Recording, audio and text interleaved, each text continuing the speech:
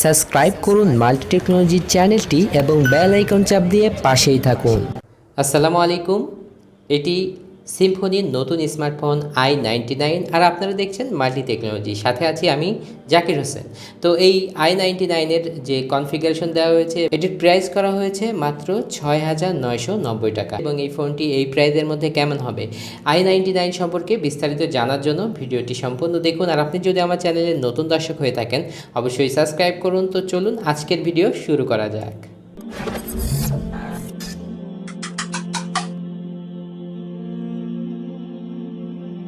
সিম্ফনির এই i99-এর প্রাইস করা হয়েছে ৬,৯৯০ টাকা। আর এই প্রাইসের মধ্যে যে কনফিগারেশনগুলো থাকছে, অ্যান্ড্রয়েড 10 থাকছে এই ফোনটিতে এবং 6.9 inch HD plus display, waterdrop notch এবং 1.6 GHz Octa-Core প্রসেসর থাকছে এবং থাকছে 13 মেগাপিক্সেলের রেয়ার ক্যামেরা এবং 2 মেগাপিক্সেলের ডেপথ সেন্সর এবং ফ্রন্টে দেওয়া হয়েছে 8 মেগাপিক্সেলের ফ্রন্ট ক্যামেরা এবং উইথ ডুয়েল ফ্ল্যাশ বলা হচ্ছে। রম থাকছে 16GB এবং র্যাম থাকছে 2GB DDR4 এবং 3500 mAh ব্যাটারি। 4G থাকছে, OTG থাকছে, ফিঙ্গারপ্রিন্ট সেন্সর থাকছে এবং এখানে থাকছে প্রক্সিমিটি সেন্সর, লাইট সেন্সর এবং গ্রেভিটি সেন্সর থাকছে। এই ফোনটিতে ফেস আনলকের সুবিধাও আপনারা পেয়ে যাবেন। তো 4G থাকছে, দুটি সিমে 4G যেহেতু ইউজ করতে পারবেন। ভোল্টিই এনেবল, এটাও নেটওয়ার্ক ডিপেন্ডেন্ট, এই বিষয়গুলো থাকছে। গ্রেডিয়েশন ব্যাটারি কাভার থাকছে। তো আমরা ফোনটি আনবক্স করে নেব এবং দেখে নেব বক্স কন্টেন্ট। শুরুতে থাকছে একটি ইউজার ম্যানুয়াল এবং ওয়ারেন্টি কার্ড, যার মাধ্যমে আপনারা 1 বছরের ওয়ারেন্টি পেয়ে যাবেন সিম্ফনির কাছ থেকে। তারপরে থাকছে একটি সফট সিলিকনের ব্যাকপার্ট, যার মাধ্যমে আপনার ফোনকে প্রোটেকশন দিতে পারবেন। তারপরে থাকছে একটি চার্জিং অ্যাডাপ্টার। তারপরে থাকছে একটি মাইক্রো এসবি চার্জিং কেবল। তারপরে থাকছে একটি ইয়ারফোন, যেটার কোয়ালিটি মোটামুটি ভালোই বলা যায়। এই ফোনটির সাথে থাকছে রিমুভেবল ব্যাটারি, এটা 3500 mAh। তো আমরা ফোনে চলে আসবো। ফোনটি আমরা আনবক্স করে নিয়েছি। তার আগে একটু কিছু কথা বলে নিতে চাই আপনাদের। সেটি হচ্ছে সিম্ফনি থেকে কিন্তু আমাদের স্পন্সর করা হয় না বা সিম্ফনির পক্ষ হয়েও আমরা কিছু বলতে চাই না। আমরা জাস্ট আপনাদের সহযোগিতার জন্য সেটের যে বিষয় পাই জাস্ট এগুলোই আপনাদের সামনে উপস্থাপন করার চেষ্টা করি। এর মধ্যে কিছু ভুল হতে পারে, আপনারা অবশ্যই সেটা ক্ষমা দৃষ্টিতে দেখবেন। এটার পজিশনগুলো যদি আমরা দেখে নিই তাহলে পেছনের দিকে দেখতে পাচ্ছেন যে দুটি ক্যামেরার অবস্থান এটার বাম সাইডে এবং ঠিক তার নিচেই থাকছে ফ্ল্যাশের অবস্থান। একটু নিচে আসলেই ফিঙ্গারপ্রিন্টের অবস্থান, আর একটু নিচে আসলে দেখতে পাচ্ছেন অ্যান্ড্রয়েড i99। তারপরে নিচের দিকে থাকছে সিম্ফনির ব্র্যান্ডিং, সিম্ফনি লেখাটি এবং স্পিকারের অবস্থান। আমরা এটা ডান সাইডে দেখতে পাচ্ছি ভলিউম রকার্স, ঠিক তার নিচেই থাকছে পাওয়ার বাটন। নিচের দিকে আসলে দেখতে পাচ্ছেন মাইক্রো এসবি চার্জিং পোর্ট এবং এমআইসি। এটার বাম সাইডে কোনো কিছুই থাকছে না এবং টপে যদি আমরা লক্ষ্য করি সেই ক্ষেত্রে দেখতে পাচ্ছেন 3.5mm অডিও জ্যাক। তো আমরা পজিশনগুলো দেখে নিলাম, অবস্থানগুলো দেখে নিলাম। দেখতে পাচ্ছেন এটার ফিঙ্গারপ্রিন্টের অবস্থান মোটামুটি সঠিক জায়গায় ছিল এবং এটা প্লাস্টিক বিল্ড, একবারে টোটালি প্লাস্টিক বিল্ড একটি স্মার্টফোন। তো আমরা এটার ব্যাকপার্ট খুলে সিমের পজিশনগুলো একটু দেখে নেব। তো এখানে দুটি ন্যানো সিম লাগাতে পারবেন এবং একটি এসডি কার্ড এখানে লাগাতে পারবেন। ফোনটি চালু হচ্ছে, আমরা এটা সেট আপ প্রক্রিয়া সম্পন্ন করে নেব। তো আমরা ফোনটির সেটআপ প্রক্রিয়া সম্পন্ন করে চালু করে ফেলেছি। দেখতে পাচ্ছেন ফোনটি এটার অ্যান্ড্রয়েড 10-এর যে অপারেটিং সিস্টেম দেওয়া হয়েছে এটাতে এর ইন্টারফেস আপনারা এখানে লক্ষ্য করতে পাচ্ছেন। তো আমরা শুরুতেই এটার সাথে ফিঙ্গারপ্রিন্ট দেওয়া আছে, এটা আমরা একটু চেক করে নিচ্ছি কেমন ফাস্ট।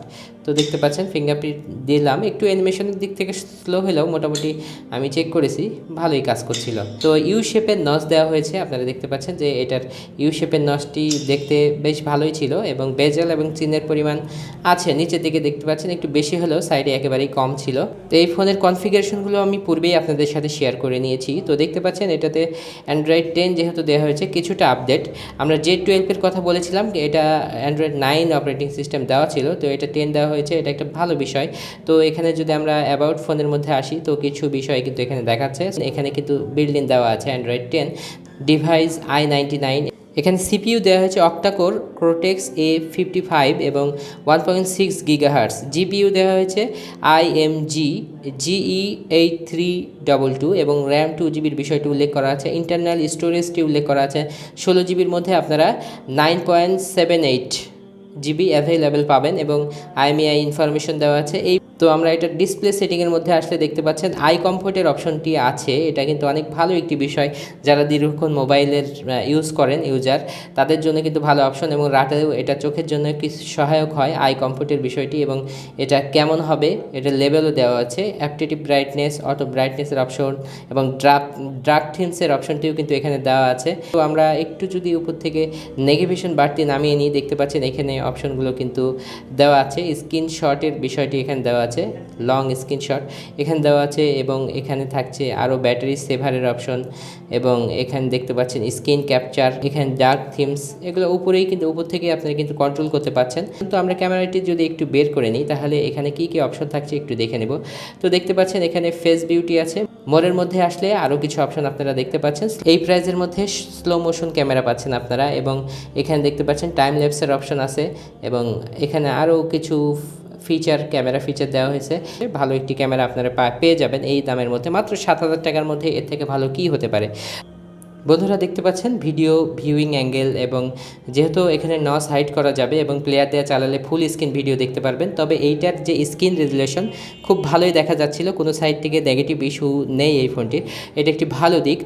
যদিও সিম্ফনি একটা লেভেলের ফোন, যেটার সাথে কম্পেয়ার যদি করেন আপনারা স্যামসাংয়ে আসলে দেখবেন যে 1 জিবি র্যাম দিচ্ছে, 16 জিবি স্টোরেজ দিচ্ছে, অনেক ছোটো একটি ডিসপ্লে ইউজ করা হচ্ছে। যাদের স্বাদ আছে কিন্তু সাধ্য কম তাদের জন্য এই ফোনটি বেস্ট হতে পারে। তবে এই ফোনের যে স্টোরেজ 16 জিবি দেওয়া হয়েছে, এখানে 32 জিবি হলে আমার মতে আরও ভালো হতো।